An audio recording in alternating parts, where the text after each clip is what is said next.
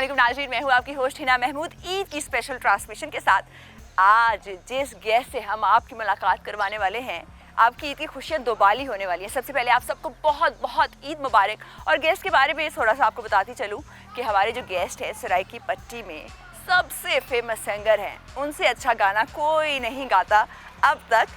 और ये आप मानेंगे भी जब हम आपको उनसे मिलवाएंगे और आप जो है गाने सुनेंगे तो उनके घर चलते हैं। पहले तो छापा मारते हैं और देखते हैं कि ईद का दिन गुजारा कैसे, और उसके बाद जो है जानेंगे किस तरह फील्ड में आए। उनके फादर भी एक बहुत मशहूर सिंगर थे।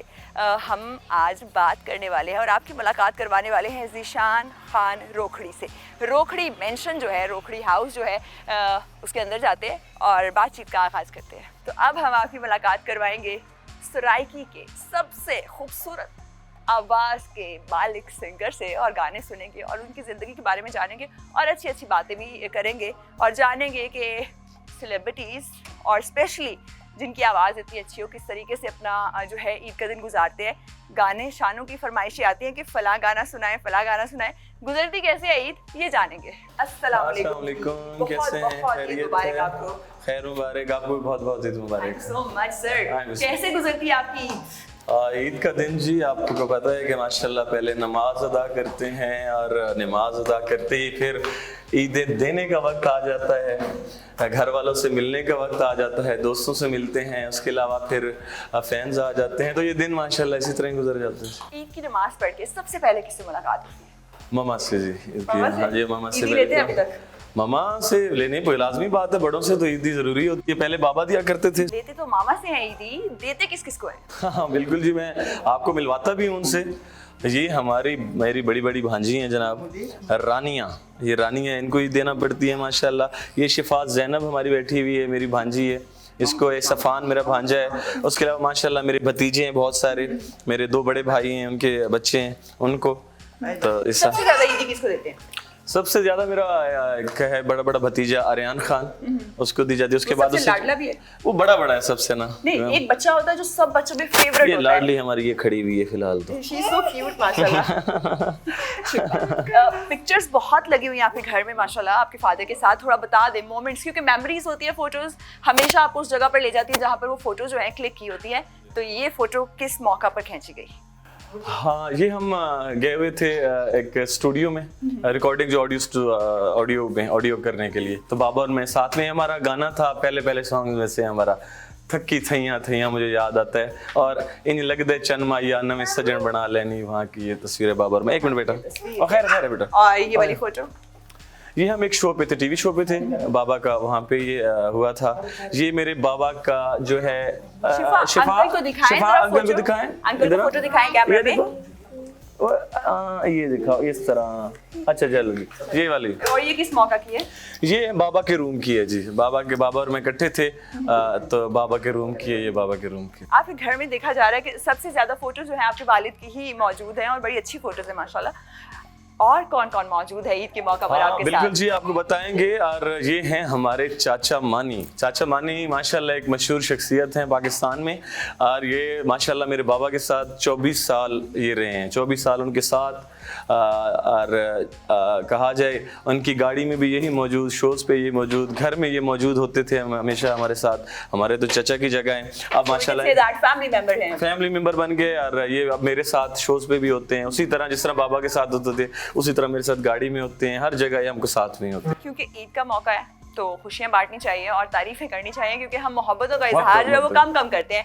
एक अच्छी बात जो इनमें आपने एज अ पर्सन देखी, एज अ ह्यूमन बीइंग, आपने न्यूट्रल सी बात अवाम को बतानी है, कोई अच्छी आदत।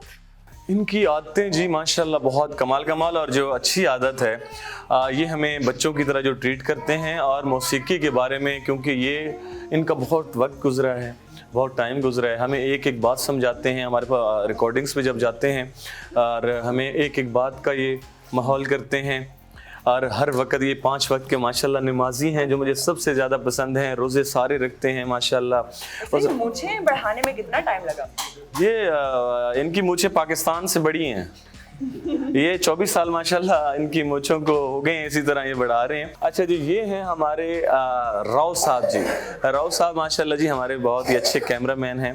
और कैमरामैन तो बहुत अच्छी हैं, इंसान भी बहुत अच्छे हैं हमारे साथ, ये भी हमारे साथ ही रहते हैं। बहुत कितने कम सालों से मुंसलिक हैं आप? ये बहुत टाइम इनको हो गया, साल, अब मुझे याद नहीं, ये अपने घर वालों को भूल चुके हैं इस टाइम। तो लेकिन ये बहुत अच्छी कैमरामैन है, शोज पे वैसे हमारे साथ हर वक्त ये मौजूद होते हैं। और यहाँ पर एक और चीज़ ऐड करते जाएं, जो हमारे इस प्रोग्राम के कैमरामैन उस्मान नवाज हैं, इन दोनों के टीचर्स जो हैं वो सेम ही हैं, तो आप अंदाजा लगा सकते हैं कि दोनों कितने अच्छे कैमरामैन हैं। ये हमारे हैं गुज्जर साहब जी, ये मेरे दोस्त भी हैं, भाई भी हैं, और माशाल्लाह मेरे ड्राइवर भी हैं, बहुत अच्छे ड्राइवर हैं, बहुत पुराने हमारे ड्राइवर हैं, बाबा के साथ भी रहे हैं। ये गुज्जर हैं जनाब, ये हमारे शाहिद साहब हैं, ये हमारे घर में इधर ही मौजूद होते हैं। और इसके अलावा ये एक क्या कहें उनका कि इलेक्ट्रीशियन घर के, सारी बिजली का काम इनके हाथ में है, इन्हीं के हाथ में, ये बना के रखनी पड़ेगी इनके साथ। ये हर वक्त मौजूद है, इनका काम है कि जो चीज कुछ ऐसा वैसा हुआ काम तो मतलब कि इनकी जिम्मेदारी इनसे पूछा जाएगा जी। ठीक हो गया जी। और जी आगे आए, ये है जनाब आसिफ साहब, आसिफ खान, ये मेरे फर्स्ट कज़न हैं और मेरे बाबा के साथ ये मुंसलिक रहे। बाबा के जाने के बाद ये मेरे साथ उसी तरह, क्योंकि हमारा भाइयों की तरह एक फैमिली है, हम सारे तो इकट्ठे उसी तरह। जॉइंट फैमिली है आपकी बेसिकली? Joint family. और सर ये है शफातुल्लाह खान जी, हमारे एडवोकेट साहब हैं। मेरे जितने भी मसले मसाइल जो होते हैं इस मामले में कि कोई कभी FIRs हो जाती हैं, कॉपीराइट्स भी हो जाते हैं, ज़मीनों के मसले मसाइल हैं, ये एडवोकेट साहब हैं शफातुल्लाह खान। और माजिदुल्लाह खान हमारे जज हैं, सिविल जज, उनके छोटे भाई हैं, मेरे दोस्त भी हैं, मेरे क्लास फेलो भी हैं, और फिर एडवोकेट बने, कमाल एडवोकेट हैं ये। और फिर मुझे लगा कि हमें इनकी सख्त ज़रूरत है, फिर ये भी हमारे साथ होते। मतलब पूरा पैकेज है इस घर में मौजूद, हर एक माशाल्लाह से हर एक शोबे से और हर एक तरह से लोग जो है यहाँ पर मौजूद हैं। सर ये छुट्टी नहीं गए, क्यों नहीं गए सब लोग? आपके साथ ईद मनाते हैं, फैमिली के साथ नहीं मनाते? वजह सिर्फ इतनी है, एक तो हम खुद सारी हमारे फैमिली मेंबर्स की तरह ही हैं सारे, लेकिन जितना काम हमें आम दिनों में होता है, ईद में हमें इनकी बहुत सख्त ज़रूरत है। तो इनको पहले पता होता है कि ईद के ये इन दिन में यहाँ 1-2 दिन हम इनको जाने की इजाज़त देते हैं, आगे पीछे कर लेते हैं, लेकिन इनकी सख्त ज़रूरत होती है हमें इन दिनों में। फिर हम असल में हम पूरा साल साथ रहते हैं, तो एक दिन भी हम ईद पे जाना क्या, फिर 1-2 दिन फैमिली लाइक फादर के साथ भी थे और अभी थे। अब हम बातचीत का बाकायदा आगाज करेंगे, जाने की वो तमाम बातें जो आप जानना चाहते हैं। बैठते हैं और बातचीत का आगाज करते हैं। Thank you so much for your time sir. सबसे पहले यही बात करते हैं, ईद का पहला रोज है, कैसे गुजरा सारा दिन, क्या क्या मसरूफियात रही? देखें जी, क्योंकि हम इलाके में होते हैं, अपने लोगों से मिलते हैं, रिलेटिव्स मिलते हैं, घर वाले मौजूद होते हैं, उसके अलावा दोस्त आते हैं, और सबसे बढ़ के आज आपको पता है कि टिकटॉक का दौर है, तो उसमें लोग माशाल्लाह सेल्फ़ी का ज़माना होता था तो आसानी ज़रा थी, उस टाइम वो भी मुश्किल लगती थी, लेकिन अब वो आसान लगती है। टिकटॉक का दौर है, वीडियो लोग बनाते हैं, दो फैंस आते हैं, दूर दूर से आते हैं, क्योंकि उनको पता होता है कि ईद के दिन ही ये मुलाकात इनसे इस घर में हो सकेगी।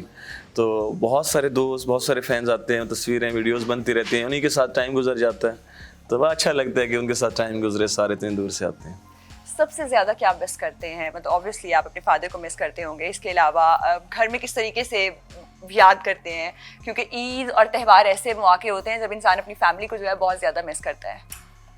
हाँ, वालिद की कमी तो चाहे किसी का भी वालिद हो, वालिद होता है आखिर, और उनकी कमी हमेशा महसूस, और ऐसे मौक़ों पे तो और ज़्यादा महसूस होती है, क्योंकि बाबा, हम जब ईद पे जाया करते थे ईद पढ़ने, तो बाबा मौजूद होते थे, और जब बाबा अपने रूम से निकलते थे हम सब बाहर खड़े होना, ईद के बाद उनसे ईद पढ़ के ईदी लेनी।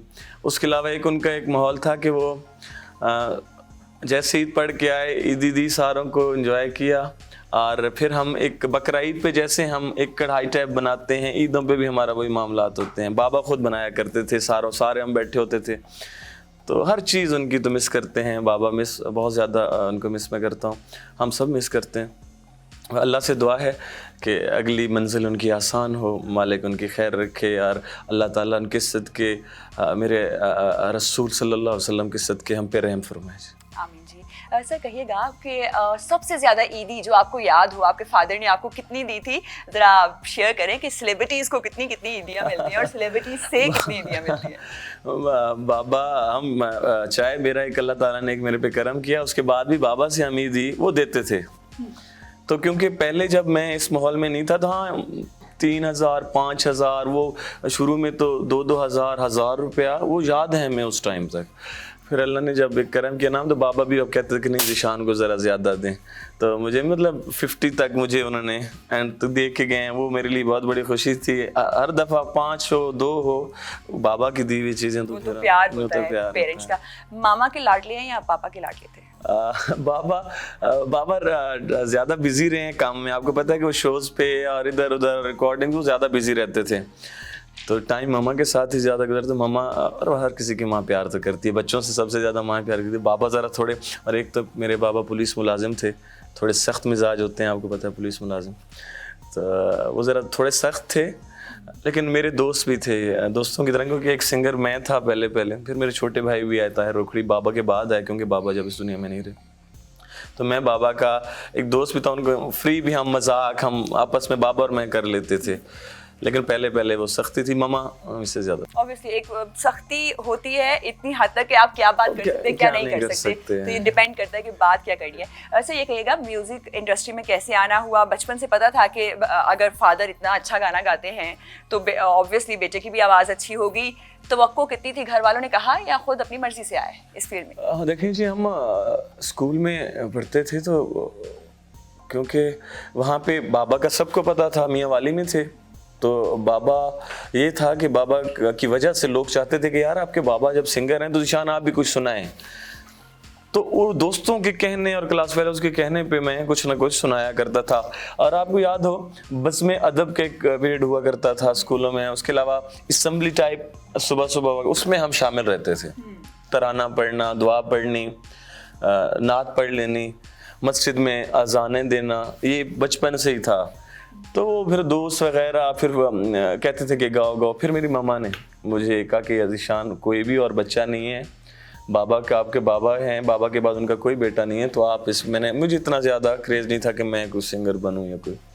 फिर मामा ने मुझे कहा कि आप 1-2 सॉन्ग कर लें, उसके बाद आपकी मर्जी होगी। फिर मैंने पहला सॉन्ग बाबा के साथ किया, कोई रोही याद करेंदी ढोला वाला तू, बाबा और मेरा पहला सॉन्ग साथ में आया। एक मेरा बोस्की द चोला आया, मस्त मलंग चकीते आया, वो पहले सॉन्ग जो मेरे स्टार्ट में थे। और उसके बाद तो सिलसिला जो है काफी जारी रहा। फिर वो मजबूरी बन गई, इस तरह बन गई कि फिर तो क्यों ज़रूरत बन गई ना एक, फिर लोगों की डिमांड्स, क्योंकि कहते थे कि पहले गाना माशाल्लाह रोही ने बहुत अच्छा हमें रिस्पांस दिया, पूरे पाकिस्तान में रिस्पांस आया उसका। फिर उसके बाद फिर आवाम की मोहब्बत की वजह से फिर चल पहला गाना फिर हमारी ऑडियंस को भी सुना दे जो आपने वालिद के साथ गाया था। पहला गाना बिल्कुल जी मैं सुनाता हूँ। कोई रोही याद करेंदी ढोला वल्ला तू, नितहा सनेड़े देंदी ढोला वल्ला तू, कोई रोही याद करेंदी, बंगला गोलो सी सुने, बंगला गोलो सी, अल्लाह दियां अल्लाह जाने ओ केड़े हाल च ढोलो सी, अल्लाह दियां अल्लाह जाने ओ केड़े रंग विच ढोलो सी, ओ कोई रोही याद करेंदी, बाजरा तुल वंजने, बाजरा तुल वंजने, असां तेनू छोड़ दिता वे तैं दर दर रुल वंजने, असां तेनू छोड़ दिता तैं दर दर रुल वंजने, हो कोई रोही याद करेंदी। ये मेरा पहला सॉन्ग था बाबा के साथ। खूबसूरत बोल। सर, हमारी सोसाइटी में ये माना जाता है कि अगर कोई बहुत अच्छा दिल से गाना गा रहा है तो उसको कोई रोग ही लगा है तो गा रहा है, और अक्सर जैसे मूवीज भी बॉलीवुड में बनती रही इसी तरह बनती है। इसका हकीकत से इस बात का कितना ताल्लुक है?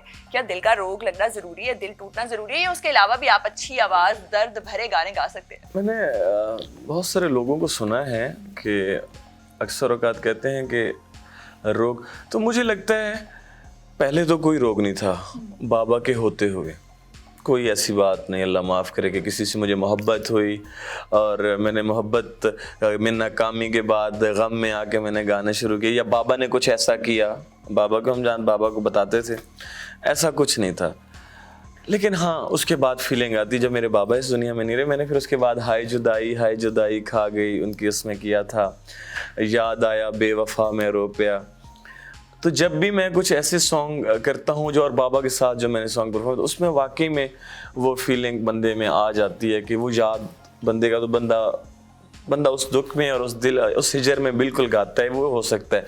लेकिन मेरी मोहब्बत तो बाबा के साथ हो सकती है कि उनके गम में लेकिन ये नहीं कि मुझे किसी वैसे को किसी लड़की से मोहब्बत हुई और दिल टूटा। मोहब्बत हुई वैसे कभी दिल तो चले नहीं टूटा, लेकिन मोहब्बत भी हुई या वो भी नहीं हुई?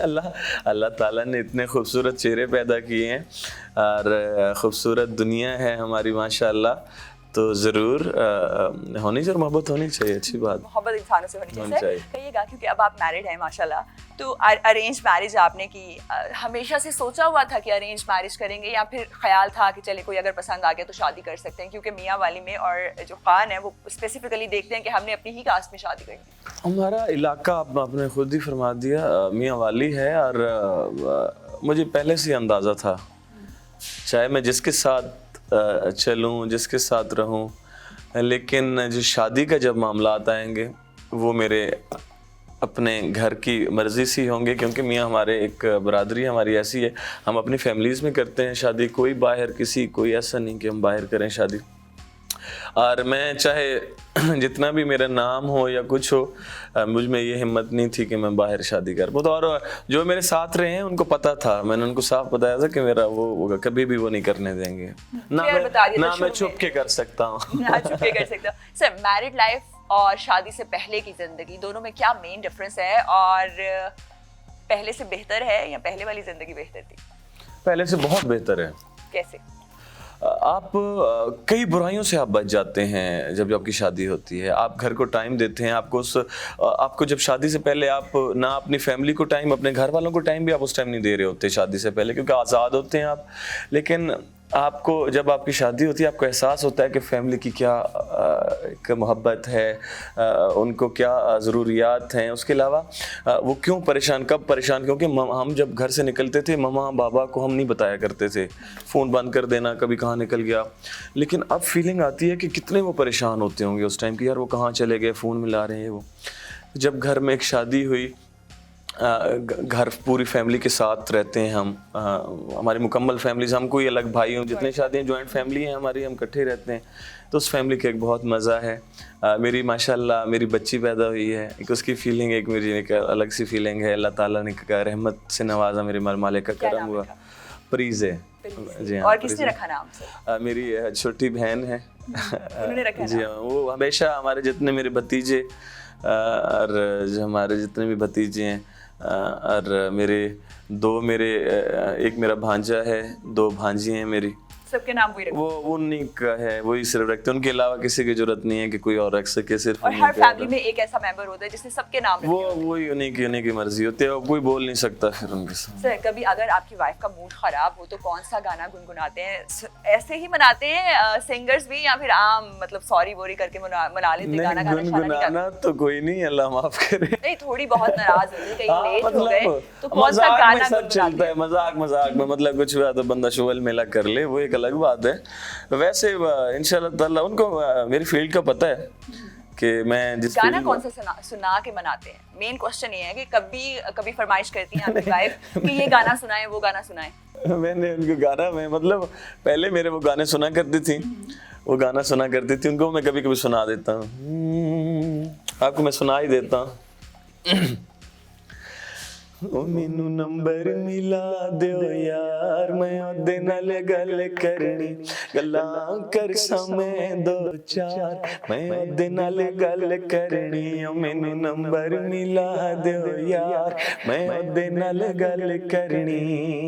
ओ मेरा दुनिया ते कोई सजन ता नहीं, मजबूर जिया इंसाना, तुसां आवण जावण छोड़ दिते, इसे गल तू बहु परेशाना। ओ चलो छोड़ दिते ता हुक्म ता कर, चलो छोड़ दी ता हुक्म ता कर तेरी हर गल तू कुर्बाना खोटा पैसा भी किसे वेले कम आंदा मैं तां वक्त भी यार जीशाना मैं ओदे नाल गल करनी मैनू नंबर मिला दो यार मैं ओदे नाल गल करनी।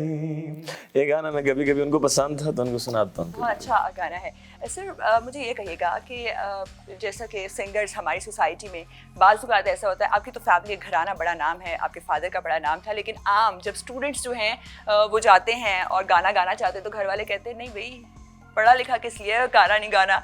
तो इस फील्ड में अगर एक अच्छा सिंगर है initially how much they earn, like अगर उनका कोई बैकग्राउंड म्यूजिक से ना हो तो देखिए जी ताकि पेरेंट्स को क्लियर हो जाए ना कि बच्चे अगर बनना चाह रहे हैं सिंगर बनने दें। मैं आपको बताता हूँ कि आप टेक्नोलॉजी हमारी, अब आपको पता है कि कितनी सोशल मीडिया हमारा, अब कितनी ऐप आ गई। पहले जो दौर था उसमें बहुत सख्ती थी आपको और उसके अलावा मुश्किल भी था। याद हो आपको लाइव रिकॉर्डिंग्स हुआ करती थी और उसमें आप अगर एक जगह भूले हो तो आपको फिर दोबारा से शुरू स्टार्ट करना पड़ता, मतलब शुरू से आपको लेके आना पड़ता था। अब ट्रैक सिस्टम आ गया आपके पास और मीडिया हर बंदे के पास, अब जो यहाँ का बंदा है चाहे देहात का बंदा है उसको पूरी दुनिया में वो सुना जा सकता है। वो अपनी एक चीज़ गुनगुना देता है, वायरल हो जाती है, लोग उसको जानना शुरू कर देते हैं। जब लोग जानना शुरू कर, घर वालों को भी महसूस हो जाता है कि यार नहीं इसमें कोई टैलेंट है, लोग इसको सुन रहे हैं, फिर वो उसमें इन्वॉल्व हो जाता है। ठीक है, अब आसानियाँ पैदा हुई हैं। पहले बहुत मुश्किल था, ट्रैक सिस्टम आया, अब तो गाना बड़ा आसान हो गया। लोगों तक अपनी फीलिंग्स, अपने जज्बात, उसके अपनी आवाज़ को पहुंचाना बहुत आसान हो चुका है। और मियाँ वाली में बिल्कुल इस तरह का हमारे अपने इलाके की बात करें तो बहुत सख्ती हुआ करती थी कि यार ये कौन सा काम है, ये आप गाना गवैये बन गए जनाब ये, क्योंकि पठानी एक मियाँ वाली का, हम न्याजी फैमिली से हमारा तल्लक है तो मना तो होता था, बड़े सख्ती करते थे। हमारी फील्ड, हमारे घर में तो नहीं क्योंकि मेरे बाबा सिंगर थे, जो मेरे चचा हो गए, हमारे बड़े जितने थे वो बड़ी सख्ती किया करते थे बाबा पे। तो अब मियाँ वाली में सख्ती है और मुझे लगता है कि जिसमें टैलेंट है पूरे पाकिस्तान में और उसके लिए आसानियाँ हैं वो बिल्कुल आ सकता है और बिल्कुल आसान तरीके से आ सकता है। अपनी आवाज़ वो ऐप के ज़रिए दे, किसी टिकटॉक के ज़रिए दे, इंस्टा के ज़रिए दे, स्नैप मेरे ख्याल में है, स्नैप है, उसके अलावा हाँ मतलब जितने भी टैलेंट होना चाहिए। अगर आप में टैलेंट है तो आप एक अच्छे सिंगर बन सकते हैं। बिल्कुल आसानी है। और अगर टैलेंट नहीं है तो फिर आप जो भी कर लें तो नहीं बन सकते जी, ये भी एक गॉड गिफ्टेड होता है। सर ये कहिएगा कि जैसे कॉन्सर्ट्स भी होते हैं सिंगर्स के, अगर हम बात करें कि बेनिफिशियल कैसे होता है फाइनेंस के हिसाब से, कॉन्सर्ट में ज़्यादा अर्निंग्स होती हैं या फिर अगर कोई गाना जो है वो अगर आप यूट्यूब पे रिलीज़ करें या किसी भी तरीके से, ये काम होता कैसे बेसिकली? यूट्यूब आपको बहुत कुछ अब माशाल्लाह दे रही है। वैसे भी डॉलर्स में जब आते हैं, डॉलर्स की आप कीमत का आपको पता है कि आजकल क्या हालात हैं, बहुत ज़्यादा है यूट्यूब हमें, क्योंकि शुक्र है मिलियंस में जब सॉन्ग्स आपका देखे जाते हैं तो अर्न आप यूट्यूब से बहुत अच्छा कर सकते हैं। यूट्यूब दे रहा है, उसके अलावा अब तो फेसबुक दे रहा है आपको, टिकटॉक दे रहे हैं, अब तो आपको बहुत सारी, अब हर चीज़ आपको मतलब अर्न कर सकते हैं। लेकिन हमारा जो माहौल है, लाइव कंसर्ट होते हैं, तो मैरिज कंसर्ट होते हैं, दूसरे होते हैं, तो उसमें बहुत ज़्यादा है मेरे ख्याल में। दोनों में अच्छी अर्निंग्स, दोनों में अच्छी है। यूट्यूब में बिल्कुल वो तो हमारा टाइम कभी 2 महीने हैं, 2 मंथ हो गए, 3 मंथ में है ना, जब वो चलता रहता है, वो एक चलता रहता है। लेकिन हम जो शोज़ करते हैं अपने, वो हम महीने में अगर 28 शो कर रहे हैं, 27 कर रहे हैं, तो वहाँ पे वो तो रोज़ की हमारी वो अगर ये तो आपको 2 महीने 3 महीने में आती है अर्निंग, उसकी 1 महीने में आती है जो यूट्यूब दे रही है, लेकिन वो आपका रोज़ का एक माहौल है, वो बहुत अच्छा है। आप इंजॉय क्या ज़्यादा करते हैं, कॉन्सर्ट्स या फिर रिकॉर्ड करना गाना? नहीं, रिकॉर्ड तो बहुत, रिकॉर्ड करेंगे तो कॉन्सर्ट आएंगे हमें, अच्छे सॉन्ग। जब आप इंजॉय करते क्या ज़्यादा, आपको ज़्यादा मजा किसका? कंसर्ट में, क्योंकि वहाँ पे आप दुनिया आपके सामने बैठी होती है, आप उनकी फरमाइशें पूरी कर रहे होते हैं। जैसे आप कोई फरमाइश मुझसे करते हैं कि मुझे गाना सुना है, तो वहाँ पे मैं उनकी फरमाइशें पूरी करता हूँ। मेरे साथ पूरा एक अपना बैंड, तो मतलब सारे एक मुकम्मल हमारा जो बैच बना हुआ है वो बहुत कमाल है, लाहौर से हैं सारे माशाल्लाह।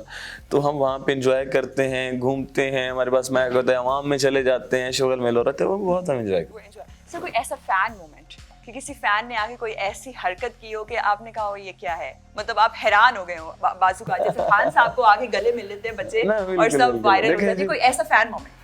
अब हम लोग हमें टीवी पे देखते रहते हैं, वो इतना मतलब सुनते हैं, जो मोहब्बत करते हैं वो सुनते हैं। जब उनको हम लाइव नज़र आ जाते हैं ना जी, कहीं ना कहीं जब हम मुख्तलिफ पाकिस्तान में इलाकों में या बाहर जाते हैं, तो वो हमें जब देखते हैं तो बिल्कुल उनकी फीलिंग बहुत और होती है। वो हमें गले लगाते हैं, वो हमें चूमना शुरू कर देते हैं, वो कांपना शुरू कर देते हैं। ये सबसे बड़ी एक बात होती है कि किसी को देख के आप यार उससे बात नहीं कर पा रहे, मतलब उसका कांपना शुरू हो गया बंदा कि यार उसके हाथ थोड़ा सा उससे बात नहीं हो रही।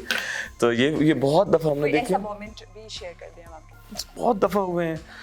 हम स्टेज पे हम बैठे हुए तो क्योंकि वहाँ पे लाइव हो रहा होता है, लोगों को इजाज़त होती है वो स्टेज पे आ सकते हैं, हमारे साथ सामने आ सकते हैं।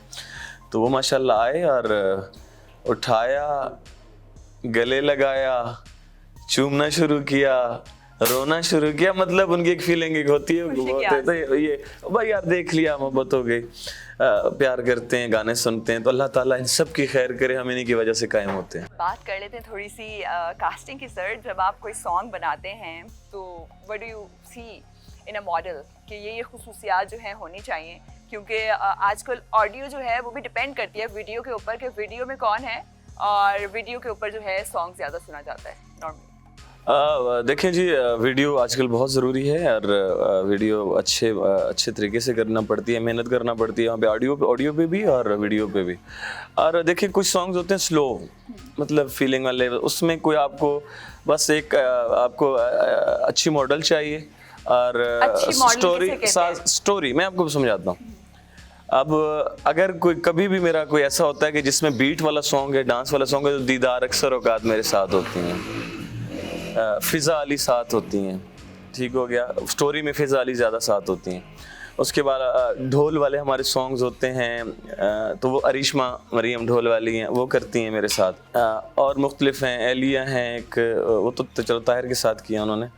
और मतलब देखा जाता है सॉन्ग क्या इस टाइम क्या हमें चाहिए। उसके अलावा साथ पीछे जो प्लेबैक पे होती हैं डांसर बहुत अच्छी वो हम यूज़ करते हैं। बीट का गाना और होता है, स्लो में जो फीमेल होता है उसका और होता है, तो उसके मुताबिक हम करते हैं।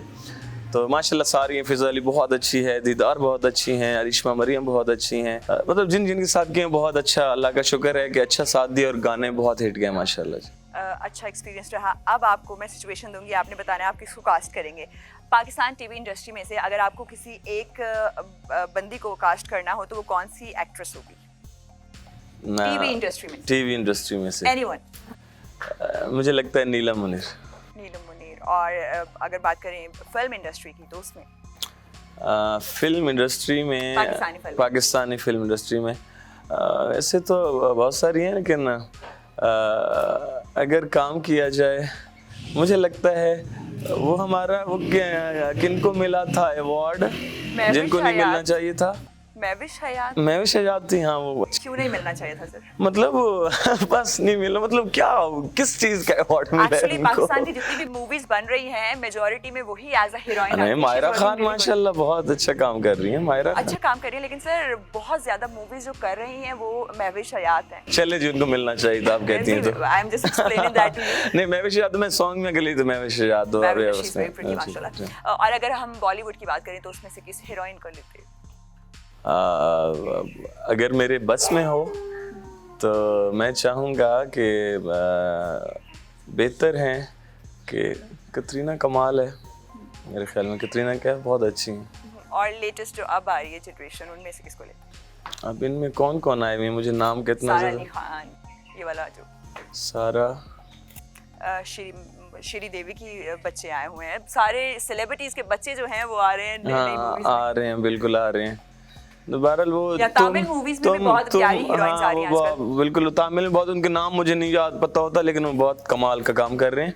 और वैसे अगर तो वो जो है तुम ही हो वाली लड़की एक थी, वो बड़ी अच्छी है मुझे, क्योंकि तुम बागी मूवी में जो आई, बागी में आई है जो, she is very pretty. Sir अगर बात करें मूवीज की, मूवीज वगैरह देखने का शौक है, और कौन सी मूवीज ज्यादा शौक से देखते हैं? एक्शन मूवीज, रोमांटिक मूवीज, या तमिल मूवीज, पाकिस्तानी, इंडियन, बॉलीवुड? बिल्कुल जी, क्योंकि अब नेटफ्लिक्स ने ज़रा आसानी पैदा कर दी है बहुत ज़्यादा, तो उसमें मैं हॉलीवुड की देखता हूँ, अगर वो देखना शुरू करता हूँ तो मुझे वही अच्छी लगना शुरू हो जाती हैं।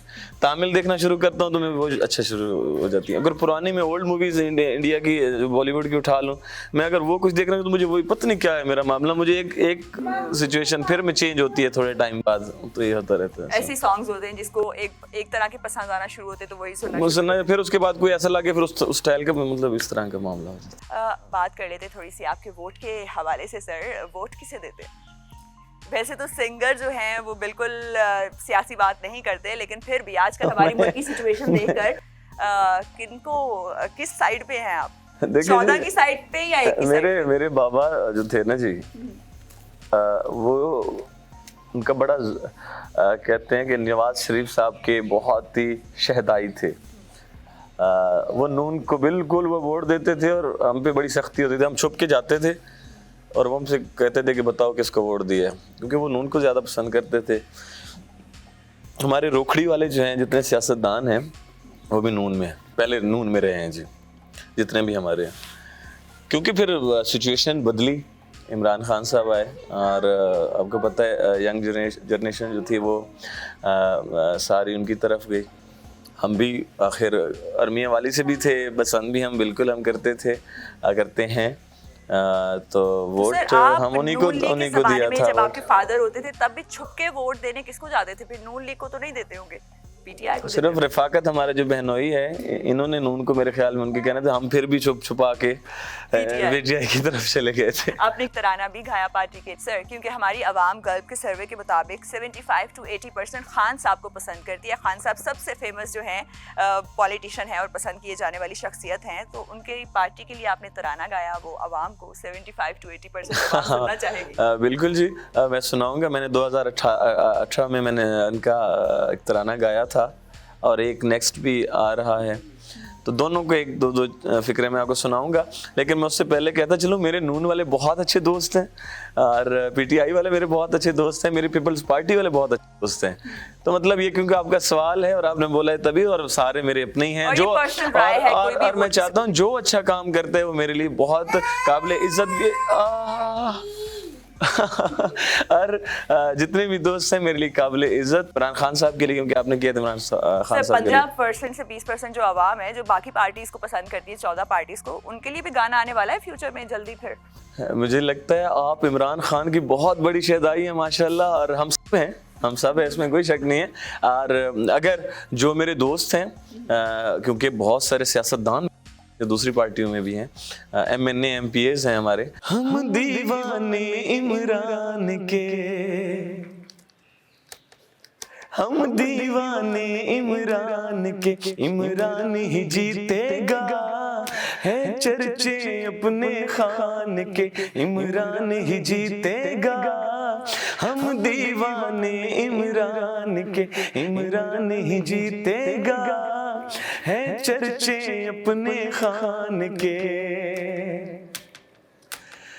चोरों को दूर भगाया, जो बोला कर दिखलाया, जो बोला कर दिखलाया, एहसान है उस इंसान के, इमरान ही जीतेगा, हम दीवाने इमरान के, इमरान ही जीतेगा, है चर्चे अपने खान के, इमरान ही जीतेगा, हम दीवाने इमरान के। ये मैंने 2018 में गाया था, थोड़ा मेरा गले का भी प्रॉब्लम है, सॉरी, तो उनके लिए किया था जी। और सर, जो अब कभी गा रहा है वो एक छोटा सा बोल सुना देते हैं।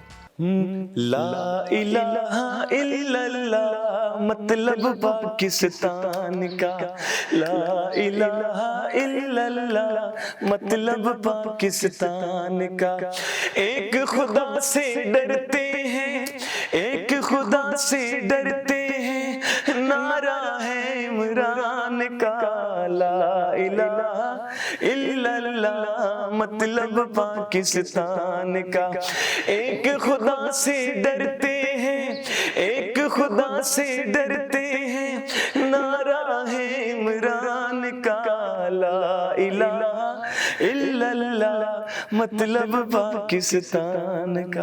ला इलाहा इल्लल्लाह, मतलब पाकिस्तान का। एक सर, खुदा से डरते हैं, नारा है इमरान का। नारा है इमरान का। सर, अगर हम बात करें, पाकिस्तानी अवाम ये समझती है कि जब वज़ीर आज़म इमरान खान साहब होते हैं, क्योंकि आपके इंटरनेशनल टूर्स होते हैं, तो आप बता सकते हैं हर एक दौरे हुकूमत ने आप में ज़रूर किए होंगे इंटरनेशनल टूर्स। तो अवाम का ये कहना है कि खान साहब जब हमारे वज़ीर आज़म होते हैं तो बाहर हमें बड़ी इज़्ज़त मिलती है, जब खान साहब कहीं भी विज़िट करते हैं तो हमें प्राउड फील होता है कि खान साहब की जो है उठना बैठना और पाकिस्तान को रिप्रेजेंट करना बेहतर है।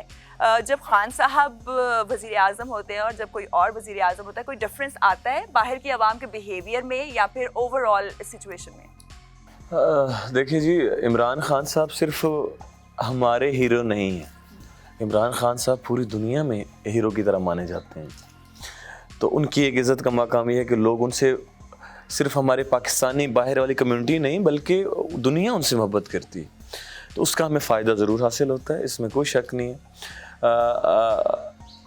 जितनी भी हुकूमतें हो रही हैं, हमें असल में जो देखा जाता है वो जितने भी सियासतदान आते हैं करप्ट लिहाज से ज़्यादा देखा जाता है कि यार करप्ट, क्योंकि वो जितना हमें मुहैया करते हैं सामान, चाहे जिस मामले में, चाहे सैलाब ज़दगान में हो, चाहे ज़लज़ला में हो, ज़लज़ला के अल्लाह ताला रहम फरमाए उस मामले में दिया जाता है, या वैसे जितने भी हैं, जैसे आया करती थी लेडी डियाना थी मेरे ख्याल में, और या जो भी आया, उन्होंने जो फंड्स दिए हैं हमें, तो उनको महसूस हुआ कि ये खुद अयाश लोग हैं, हम पाकिस्तानी जितने भी हैं। अंजलिना जूली ने एक कॉलम लिखा, आप वो भी आपको बेहतर पता है कि वो जब आई और ये जब खाने पेश करते हैं और इधर सैलाब ज़दगान का टेंशन पड़ी हुई है, और ये जो खुद खाने खा रहे हैं या खुद लोगों में जो इनके ड्रेसेस देखें आप, इनका माहौल, तो उनको लगा कि यार ये तो खुद खा रही है, अवाम में नहीं पहुंचा रहे। तो लाजमी बात है, इज़्ज़त तो कमी आती है, और पाकिस्तान के सियासतदानों में इस वजह से इमरान खान पे लोग एतबार करते हैं और बहुत ज़्यादा एतबार करते हैं। लोग चाहते हैं कि इमरान खान की जब हुकूमत आए तो ज़्यादा से ज़्यादा आवाम के लिए काम किया जाए। सर, अगर हम मुल्की सिचुएशन की बात करें, what do you think Pakistan के हालात नियर फ्यूचर में फॉर सिंगर्स या किसी भी दूसरे एक्टर की बात कर लें, इनके लिए बेहतर होंगे, साजगार होंगे? मुल्क की मईशत ख़राब है क्योंकि सियासी सूरत हाल मुस्तहकम नहीं है। हमारी इंडस्ट्री जो है, म्यूज़िकल इंडस्ट्री, कितनी इफेक्ट हो रही है इस सारे सिचुएशन? मैं आपको बताना चाहूँगा, बहुत ज़्यादा म्यूज़िकल इंडस्ट्री को एक मसला, जो सबसे बड़ा मसला मुझे जो नज़र आ रहा है अभी, एक तो हमें सपोर्ट नहीं मिल रही हुकूमत की तरफ से, चाहे जो भी हुकूमत आई है। ऊपर से इन्होंने क्या किया कि इन्होंने साउंड एक्ट नाफिज कर दिया है जी।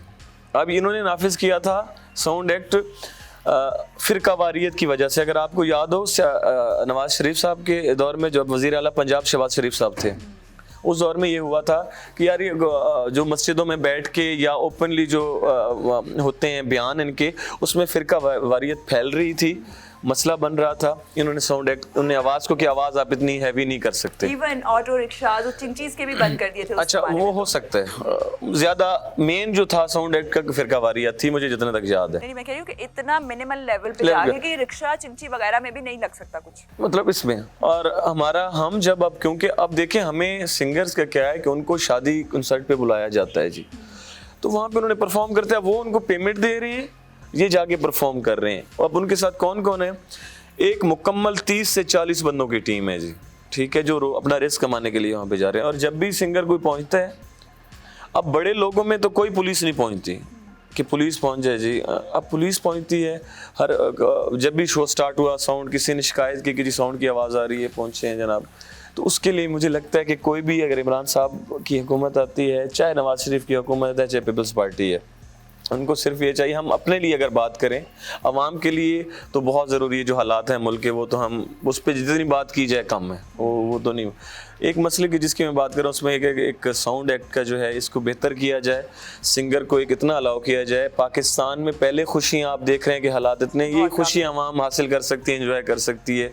कुछ मौके ऐसे आते हैं, शादियों के कुछ मौके ऐसे होते हैं, तो उनके लिए कुछ ऐसा कानून होना चाहिए सिंगर्स के लिए, ताकि वो तसल्ली से अपना काम, ये ना हो कि वो जाएं और FIR करा के वो बैठे हैं और थाने में बैठे हों। कभी उनका सामान भी ले जाएं, उनका जितना सामान हो वो भी ले जाते हैं, साउंड ले जाते हैं, सिंगर चला गया दूल्हा बेचारा चला गया, साथ FIR दे दी गई, उसके लिए कोई कानून ऐसा होना चाहिए जिसमें वो आसानी पैदा हो सके। छोटी छोटी सी खुशियाँ हैं जी, आवाम को थोड़ा खुश होने का खुश होने मौका दिया दिया करें, जाए। थोड़ा रिलैक्स किया करें। सर एंड में ये बताते जाइए, जैसे कि आपने बताया कि दूल्हा उठा के ले जाते हैं, अगर 10 बजे आपने शादी ख़त्म नहीं की तो 10 बजे जो टाइम एंडिंग टाइम हॉल्स का और तकरीबात का रखा गया है, सिंगर्स कैसे इफेक्ट हो रहे हैं? क्योंकि टाइम तो वही होता है, पाकिस्तानी आवाम कभी टाइम पे नहीं आती, तो बाकी टाइम बचते नहीं। आप देखें इशा की अजान कितने बजे होती है? इशा की अजान से पहले आप क्या कर सकते हैं? इशा की अजान हुई, उसके बाद आपने खाना आवाम को देना है जी, मतलब एक वलीमा है या आपने मेहंदी का शो है, आपने खाना पहले आवाम को देना है। खाने में आपका 1.5-2 घंटा आसानी से जाता है जी। 10-11 हो गए, मतलब जिसने परफॉर्म बेचारे ने करना है, सिंगर ने, वो 10-11 बजे, आपने 10 बजे की टाइमिंग एंड कर दी है, 11 बजे की एंड कर दी है। पुलिस भी आ रही है, अच्छा, पुलिस भी, आप आपने लाइटें ऑफ करवा दी, वो सिंगर बेचारा क्या गाएगा, आवाम क्या सुनेगी, वो क्या रिस्क कमाएगा? जो 40 बंदे वो साथ उठा के बैठा हुआ है, जिसको उसने रात को पेमेंट करनी है, वो क्या करेगा? मतलब इसके लिए कुछ थोड़ा सा होना, साउंड एक्ट और ये टाइमिंग बिल्कुल एग्जैक्टली। और तमाम चीज़ों को देखना चाहिए, ये नहीं है कि 10 बजे जो है बंद कर देना, बाकी तमाम चीज़ें भी इसके ऊपर असरअंदाज होती हैं। बहुत से लोग जो है इसके ऊपर डिपेंड करते हैं।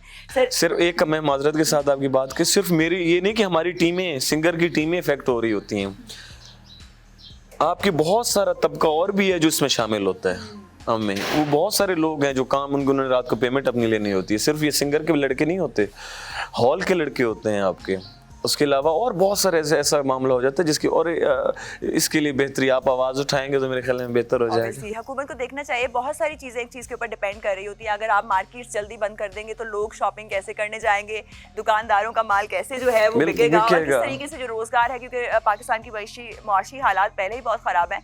तो हुकूमत को ज़रा सोच समझ के और थोड़ी एक दूसरे से राय लेकर और तमाम तबकों से राय लेकर फिर तमाम पॉलिसीज़ बनानी चाहिए। सर ईद का मौका है, एक तो आप देंगे पैगाम और एक एंड में आवाम को अपना पसंदीदा गाना सुनाएंगे। जी मैं ज़रूर।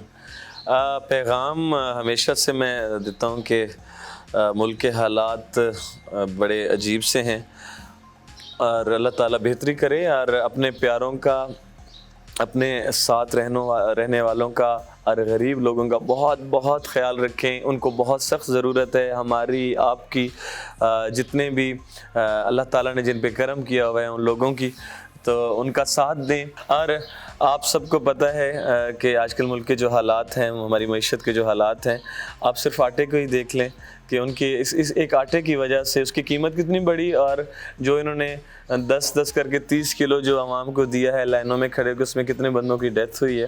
तो उन आवाम को आप सबकी हमारी ज़रूरत है, उनका साथ दें।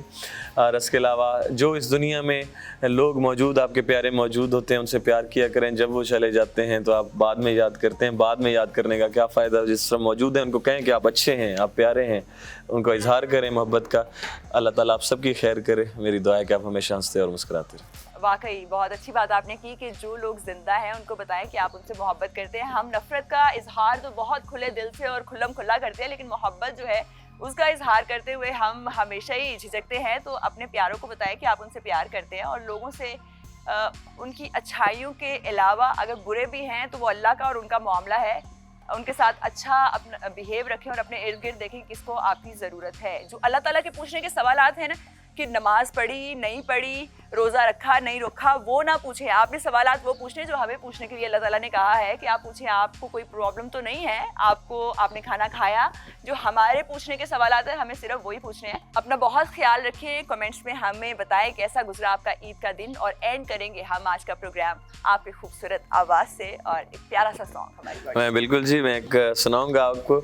आई ईद ते ढोल नहीं आया, मैं रो रो हाल। जो हमारे परदेश से लोग नहीं आते या अपने नहीं आते मिलने के लिए, उनके लिए जी, और आपके लिए भी। आई ईद ते ढोल नहीं आया, वे मैं रो रो हाल विंजाया, वे मैं रो रो हाल विंजाया। आई ईद ते ढोल नहीं आया, वे मैं रो रो हाल विंजाया, वे मैं रो रो हाल विंजाया। परदेस तू डेरे लाए, मेरे वाले के हाल न चाहे, वे मैं अजे नहीं सूट सिवाए, वे मैं अजा नहीं सूट सिवाए, मेरी अखियां च सावण आया, आई ईद ते ढोल नहीं आया, आई ईद ते ढोल नहीं